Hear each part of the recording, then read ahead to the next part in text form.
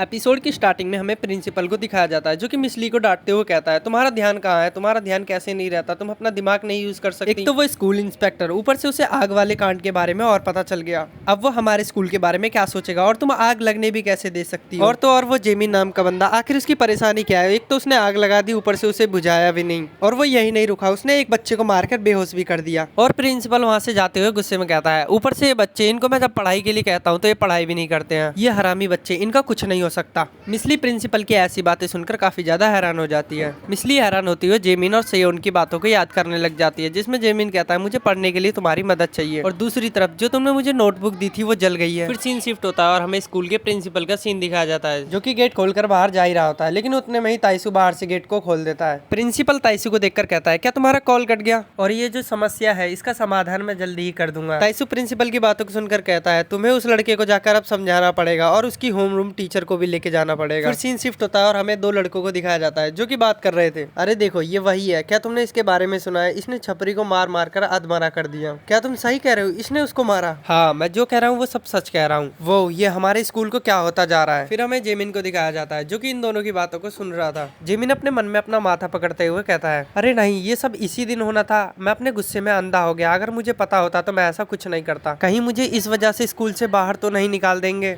अगर मुझे निकाल दिया गया तो मैं अपने घर पे क्या बताऊंगा, क्या मुझे सच में निकाल दिया जाएगा? उतने में ही दरवाजा खुलता है और जिमिन उसे देखकर डर जाता है। दरवाजे पर सियोन होता है और जिमिन उसे देखकर कहता है अरे तुम यहाँ क्या कर रहे हो, तुम यहाँ रहोगे तो तुम भी मुसीबत में पड़ जाओगे। सियोन जिमिन की बातों को सुनकर कहता है अरे अब तुम चिंता मत करो, अब हमारा एक स्टडी ग्रुप है और स्टडी ग्रुप का मेंबर होने के नाते मुझे अपना फेस यहाँ दिखाना पड़ेगा, और वैसे भी ये अनफेयर हो जाएगा कि सिर्फ एक ही मेंबर डांट खाए। जिमिन कहता है क्या, किस चीज का हेड? सियोन कहता है लगता है तुम्हें खुश करना बहुत आसान है। सियोन कहता है तुमने ऐसा क्यों किया, वो तो बस एक नोटबुक थी जो कि जल गई। गुस्सा होना एक आम बात है, लेकिन अब देखो अब तुम उसकी वजह से यहाँ पे बैठे हो। जिमिन कहता है लेकिन तुमने वो नोट्स कितनी मेहनत से बनाए थे, और जब मैं नोट्स बनाने की कोशिश करता हूँ तो वो बिल्कुल ही खराब हो जाते हैं। लेकिन जब मैंने तुम्हारे नोट्स को देखा तो मुझे पता चला कि वो शुरू से लास्ट तक एकदम परफेक्ट है। वो नोट्स इतने अच्छे थे कि मैं तुम्हें महसूस कर पा रहा था कि तुमने कितनी मेहनत से लिखे थे वो नोट्स, और उस छपरी ने तुम्हारी मेहनत को एकदम से राख में बदल दिया, इसलिए मैं पागल हो गया था गुस्से में। सियोन जिमिन की बातों को सुनकर उसको एक चश्मा देने लग जाता है और कहता है असलियत में मैं तुम्हें यही देने आया था। जिमिन उसे लेते हुए कहता है ओह मैंने इन्हें फेंक दिया था, मुझे लगा मैंने इन्हें खो दिया।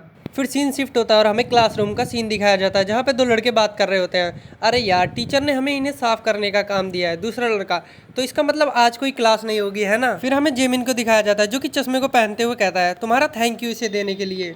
सियोन कहता है तुम मुझे थैंक यू क्यों बोल रहे हो, वैसे अगर देखा जाए तो मैंने तुम्हें अभी तक थैंक यू नहीं बोला जबकि तुमने मेरी इतनी बार मदद की है, तो इसलिए मैं सोच रहा हूँ कि आपसे क्यों ना हम एक दूसरे की मदद करें। उतने में पीछे से टीचर आ जाता है और वो चिल्लाते हुए कहता है मैंने तुम्हें अपना काम करने के लिए कहा था, उसकी बजाय तुम यहाँ पे बातें कर रहे हो, चलो अपनी क्लास में वापस जाओ, तुम यहाँ क्या कर रहे हो? प्रिंसिपल आते ही जेमिन को डांटने लग जाता है और बहुत ही बुरा भला कहता है जो कि तुम्हारे लिए जानना इतना भी इम्पोर्टेंट नहीं है। प्रिंसिपल पूरी तरीके से अपने स्कूल को अच्छा दिखाने की कोशिश करता है और सारी गलती जेमिन पर डाल देता है। उतने में ही मिसली चिल्लाते हुए कहती है नहीं, जेमिन की गलती नहीं है, जिसकी गलती है वो क्लास 2 का बच्चा है। मिसली छपरी का नाम लेते हुए कहती है वो एक ऐसा बच्चा है जो कि कमजोर बच्चों को बुली करता है। प्रिंसिपल मिसली की बातें सुनकर हैरान हो जाता है और वो गुस्से में कहता है तुम ये क्या कह रही हो, तुम ये क्या बकवास कर रही हो, इस स्कूल में कोई भी ऐसा बच्चा नहीं है जो कि ऐसी हरकतें करता है, अब तुम फालतू की अफवाहें मत फैलाओ। प्रिंसिपल ताइसू से कहता है सुनिए आप कोई भी फैसला मत लीजिए, अभी मैं सब कुछ ठीक करने की कोशिश कर रहा हूँ और हम इस बच्चे को स्कूल से जल्दी ही निकाल देंगे। मिसली चिल्लाते हुए कहती है सर आप ऐसा नहीं कर सकते, इस स्कूल को गुंडों के स्कूल के नाम से जाना जाता है, इसलिए आप जिम्मेदार बनिए।